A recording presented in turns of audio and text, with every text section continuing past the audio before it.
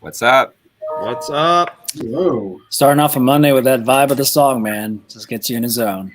No WarpZone. beatboxing, but it's okay. I'll record it for next time. We'll bring the hits back, Phil. We got to keep them coming back for more, though. We can't just play it every time, you know. Definitely not. That's something we got to space out. So I'm Phil Villarreal. I'm Sean Nugent. I'm Jose Sosaya. I'm Caleb Fernandez. First 4-player WarpZone. This is a big day.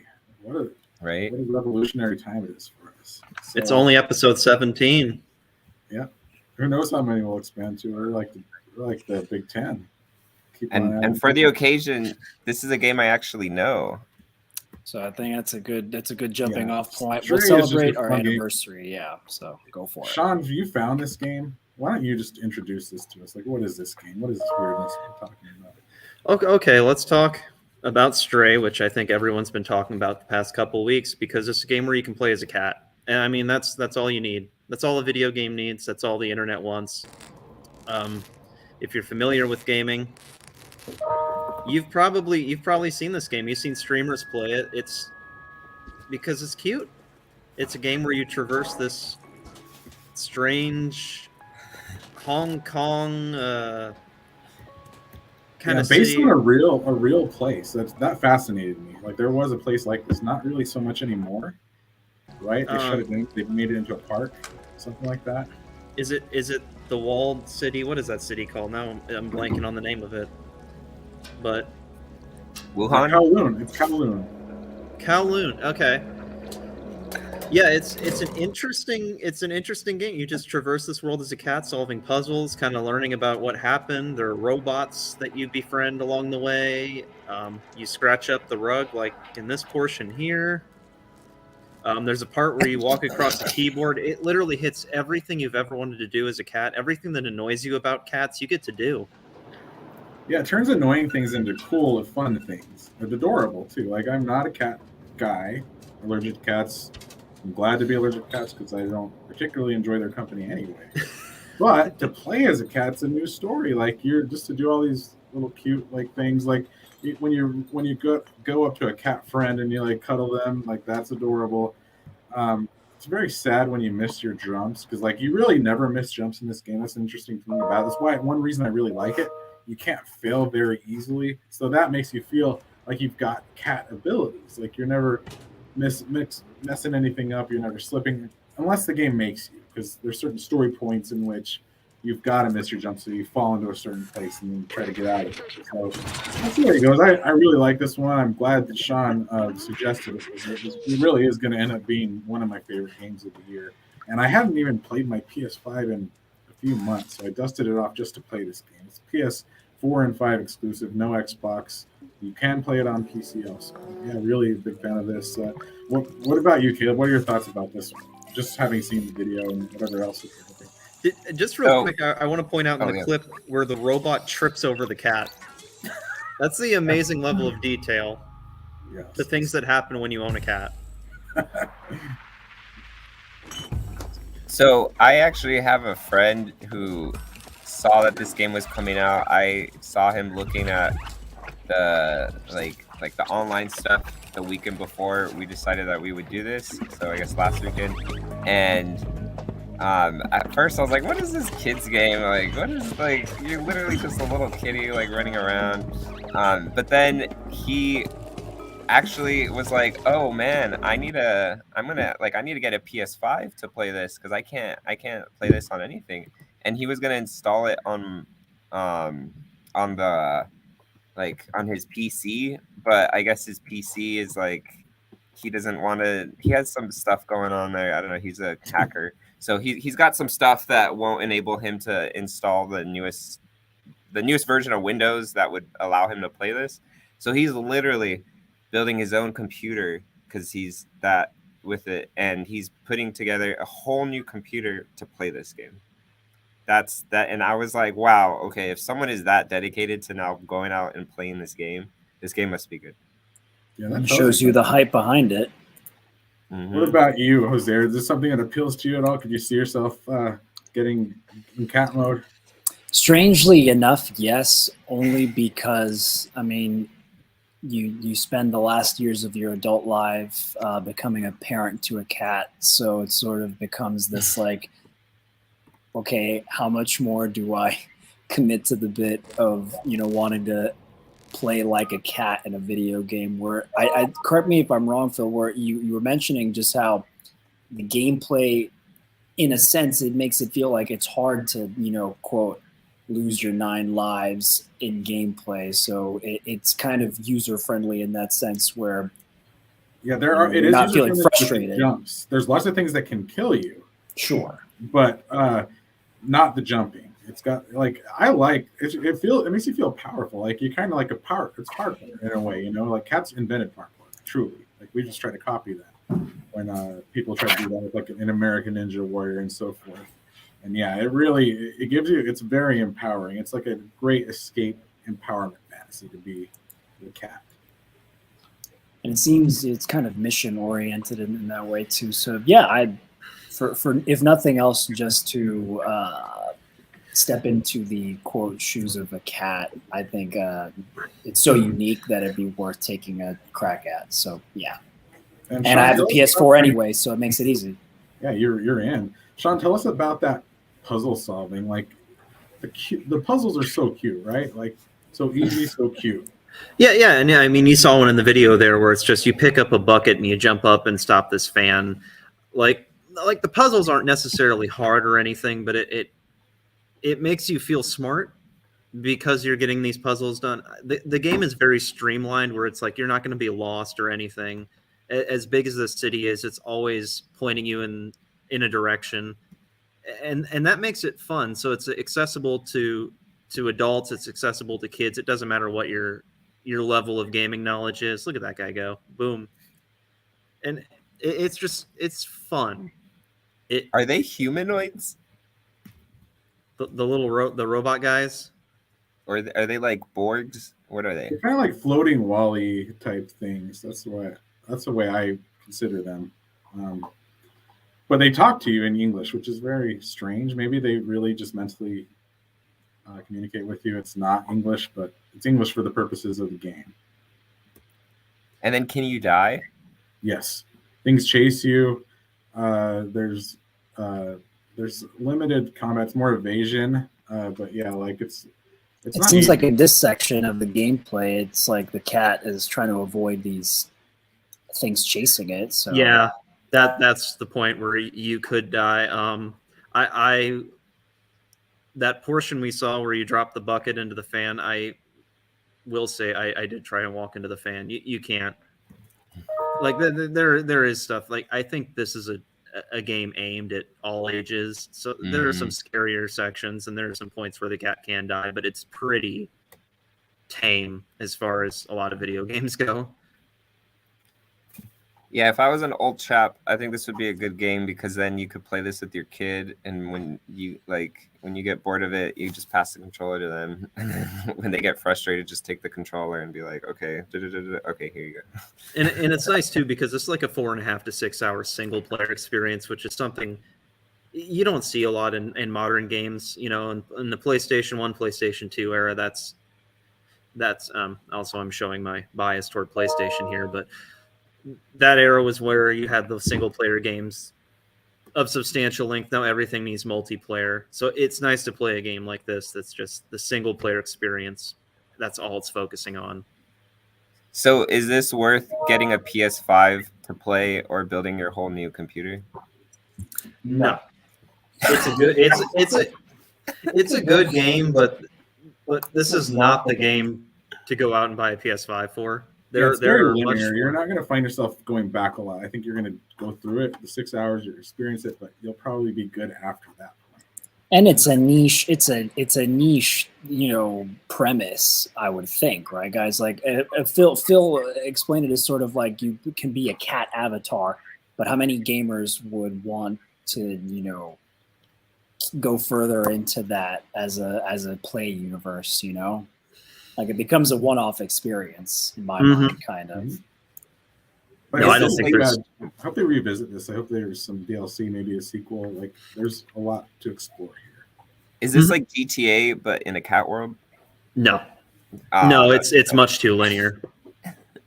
Yeah, it's more of like Super Mario 64 as a cat world, but even more linear. Like you're not really roaming around, like, which I appreciate because I really do tend to get lost in games. I lose my direction. I need like simple, like there's it goes from one room to one room basically. That's the entire game. Kind of an adventure game concept, almost like a point and click thing, except you're actually fully in control.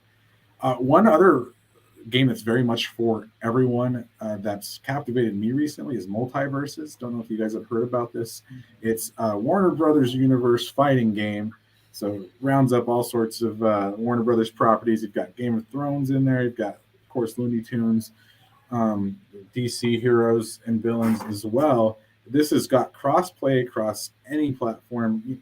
It's not on mobile, but you've got PC, Switch, Xbox, PS4 or 5. Anybody can play against each other in this game. It's free to play. Of course, multiplayer focused, but you can also play couch, combat one-on-one or just against AI. Really fun game. Are you going to be checking this one out, Sean? I should. Everybody's been raving about it, and the amount of details I'm hearing for like each character and everything.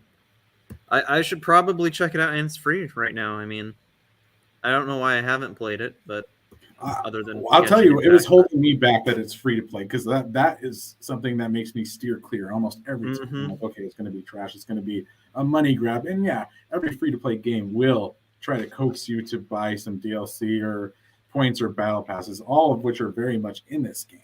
However, there's a lot to do if you don't want to do that. And I'm never going to spend a penny on this game. That's up front. Like, I would never spend anything on this game, but I'm playing it a lot, especially with my kids. It's just a fun little 4-player throwdown. Really finding this a good time. What about you, Caleb? Do you think that this is something that might appeal to you? What devices do you need, or what can you put it in? You can play it on PC, you can play it Xbox, Switch, PS4, really almost anything other than a phone.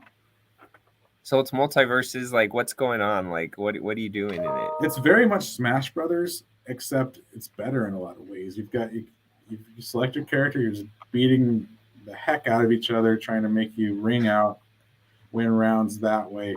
And there's really good progression here, especially like that's kind of what the game is. The devs are trying to drive you into maybe purchasing some stuff for some cosmetic upgrades, or maybe to unlock certain moves or backgrounds for characters. You can even unlock announcer voices, but there's a lot that pulls you back in. So I'm finding it fun. What about you, Jose? Is this something that seems interesting to you? Absolutely. And you, again, when you mentioned the Smash Brothers comparison, Phil, it just makes me think about, I think most of us who grew up playing that always had our go-to characters, but you always had somebody who would just wreck the entire rounds of games with Kirby, for example. So have you found there's these there's a character or two, the way they play just seem to have an advantage over all the other playable characters? That's very much the case with Tasmanian Devil. He wrecks people, and he's fun to play as. He's kind of the beginner character. I hear they've already nerfed him a little bit, but when I play as him, it's almost too easy. Maybe it's just because his moves are more accessible than the others. But one great thing is that you won't find, at least in the initial set, I think there's 12 characters to start. They're surely going to add dozens more as we go. There's no one who looks like a reskin version or plays like a reskin version of any other character. With Smash Brothers, I know anyone who's got experience with that game, so many characters are so similar. And I like Smash Brothers, but like there's not a lot of thought into, because they're so focused on balance that they don't want to upset that by adding strange movements. But every character in this game is very diverse. Like you've got a giant thing like Iron Giant for one thing, or you've got a very much support-oriented character like Shaggy, beating people with the sandwich. Very strange combinations you'll find here. A lot of imbalance. So I don't think you're ever going to see this as an esport. but it's just fun to play, and it's just fun to mix it up and explore these new characters. Like they started off with a small amount. I hope they expand this going forward. Okay, real quick. So you brought up how like Kirby. I used to go hardcore with him and do like the up B where you can like if you do it right, you can just throw them down and they have no choice. They like Absolutely. just automatically die. Like there's no It's a ifs, ands, or KO. buts. It's a You KO. just, yeah, literally you just have to time it right. And then now you said Tasmanian Devil.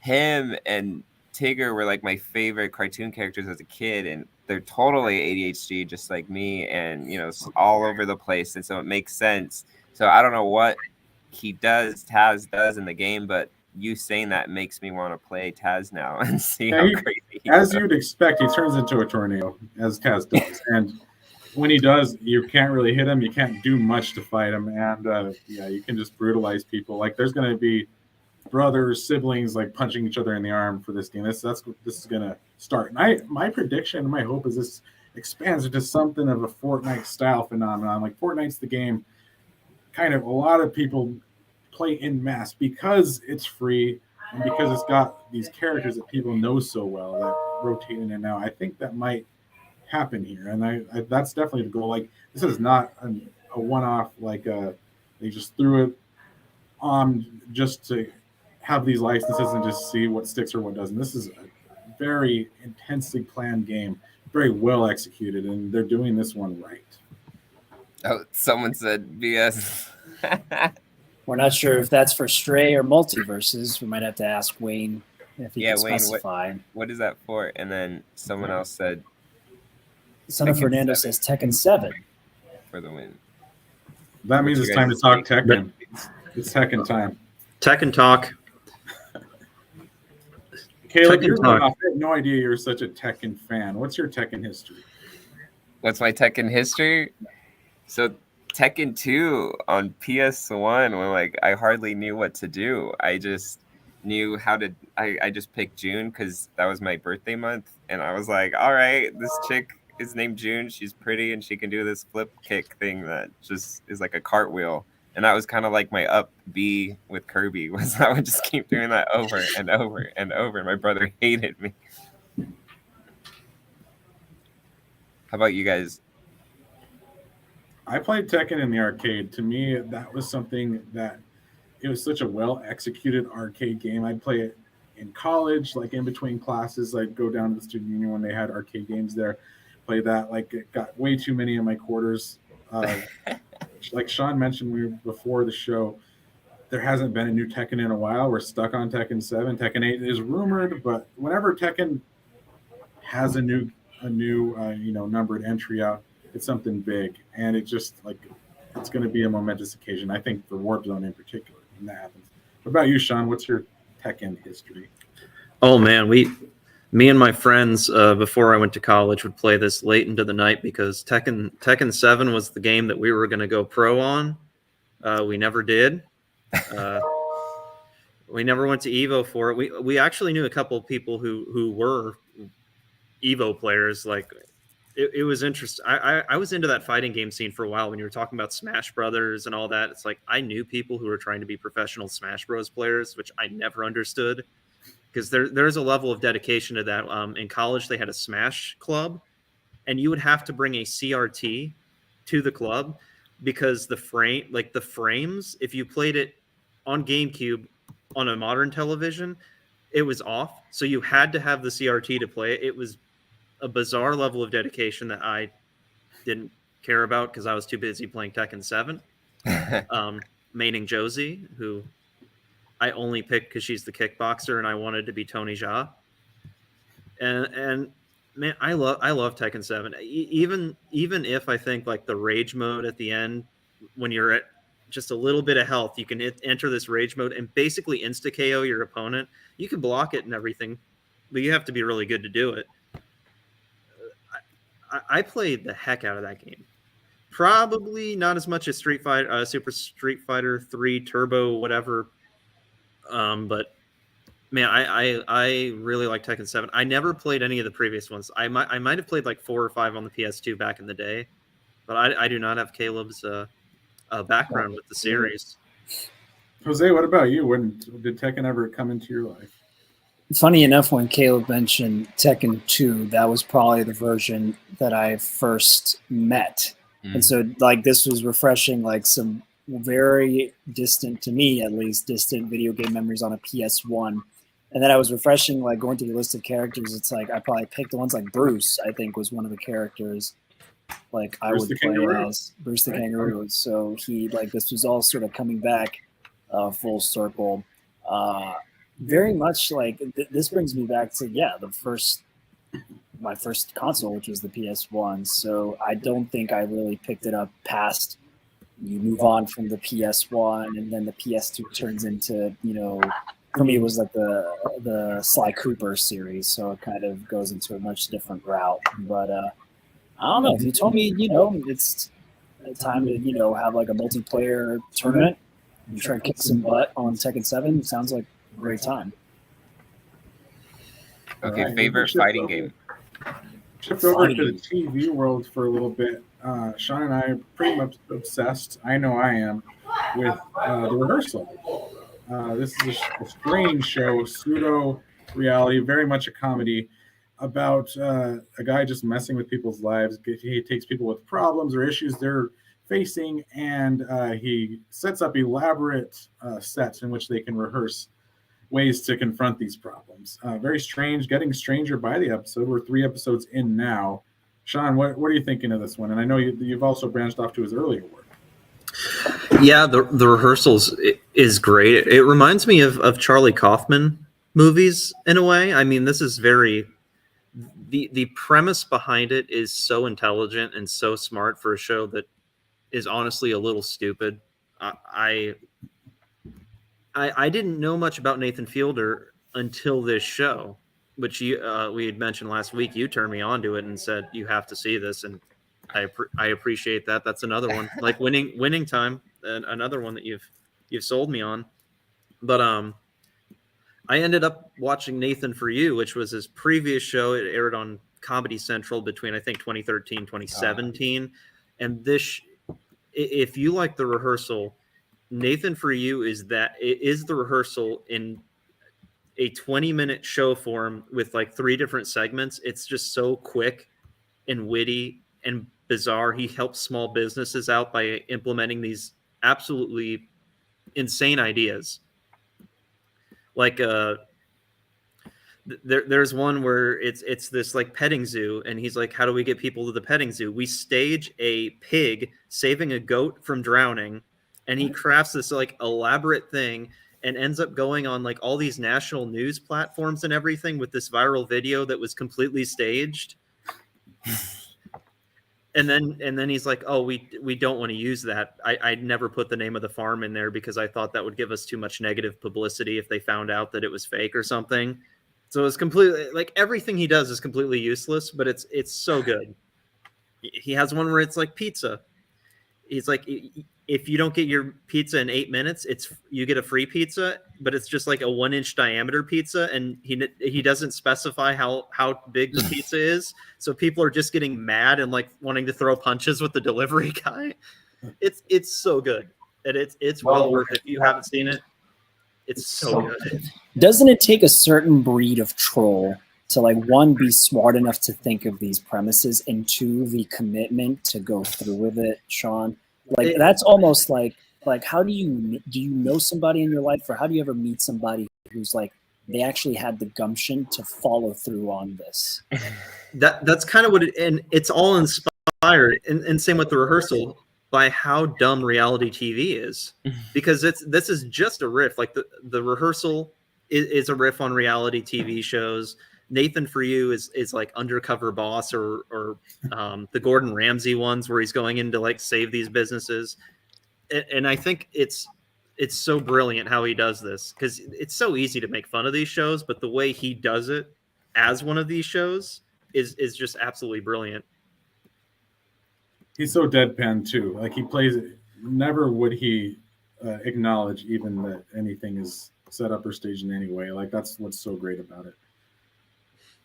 And even in Nathan For You, he's like crying about how pathetic he is. Like, he's always talking about how pathetic he is.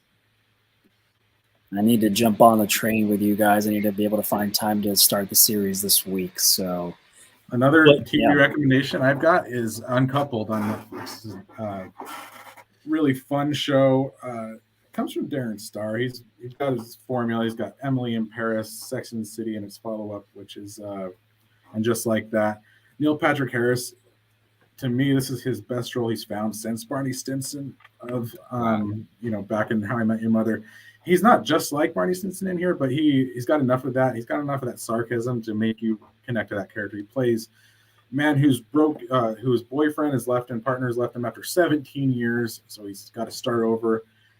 As most people in Darren Star rom-coms are, he's rich. You don't have to pity him too much, but it's just about him putting his life back together, learning the dating apps after not having any concept of them.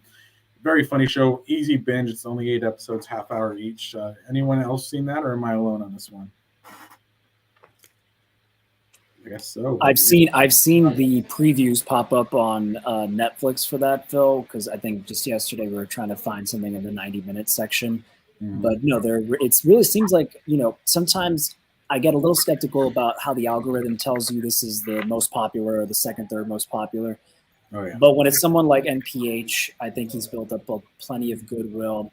I remember the last time he made me laugh out loud hard was the Harold and Kumar Christmas movie. That was what brought him back to life. Yeah. So I'm willing to give him a chance. And if you say they're half hour, 8 episodes, it seems like an easy. Probably it might feel weird as a couple watching a show called Uncoupling. Maybe it's a good reminder of how relationships can work. So it's interesting enough. Definitely, there's definitely an upbeat. It's not like a depression show. It's like you're laughing at him in the awkwardness. What about you, Caleb? Is this something you might check out? It sounds interesting. I just don't know. I would have to watch it at a friend's house that subscribes to Netflix because I don't. You're one of those millions who have canceled their Netflix subscriptions, I'm guessing. Yep. They're hurting right now. Sean, any other recommendations, TV wise? Well, real quick, while we're on Netflix, let's talk about what's coming out this week on Netflix, because it's a pretty busy week, depending on what you're into.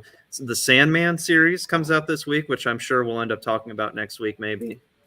Maybe just the first episode. Great audio book on Audible of Sandman. Fantastic. I recommend that. Is it horror? What genre? It's a little bit of everything. It's based on a Neil Gaiman comic that was sort of, I think it's 70 issues or something, but he did every issue was kind of a different story. There's one that's a Shakespeare kind of story. There's one that's a horror story. Or there are multiple that are horror stories. There's all these characters that show up throughout them because they live in the dreaming. It's a very interesting. If you've never read the comic, it's a super interesting kind of concept where this magician captures the guy who creates dreams, basically, so nobody's dreaming.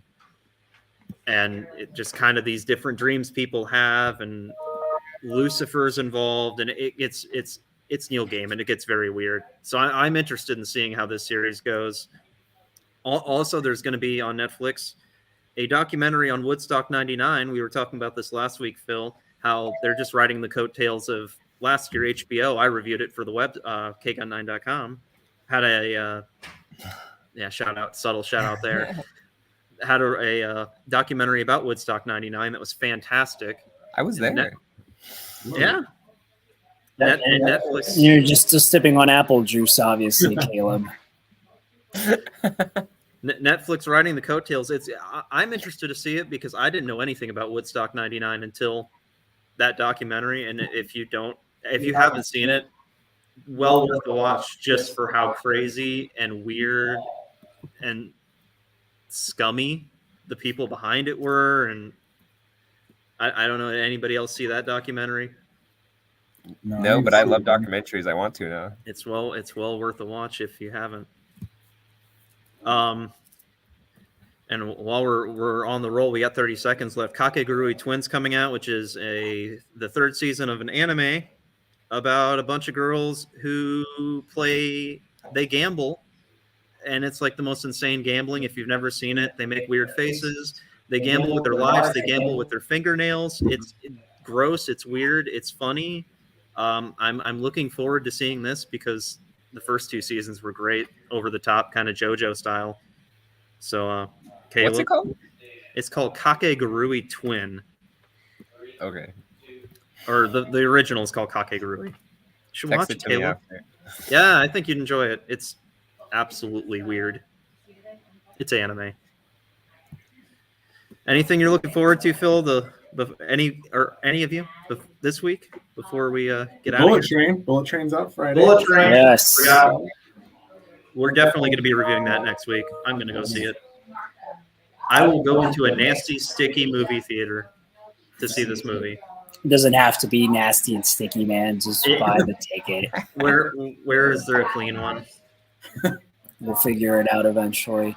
That, and I still want to go see Nope in a theater, but Bullet Train may just, be further front of mind for me. Yeah, I think as we end the summer right here, it's going to be rough finding a movie to go be excited to go see in the theater. That's why Bullet Train's so appealing to me right now. It's been a dull past couple of weeks, so at least we got something to look forward to. I was going to say, and in the gaming world, same thing. Oh yeah. Dull few months. Hopefully, I'm not sure what's coming out in August, but hopefully we have something. I mean, Stray was great, but I mean like a big budget AAA. The summer has been. You just got to retreat into the multiverse. I guess so. So here you go. Is that all for now? I was going to say we better wrap it up. We're over the half-hour mark. Right, Next time, I think we need to do something with like favorite reality TV show and like worst reality TV show. Absolutely. 90 Day Fiance, both ways. It's so good, it's bad, and vice versa. We can go about it that way. Cool. Well, all the best, guys. See you next time. Yeah, thanks for joining us. Thanks, everybody.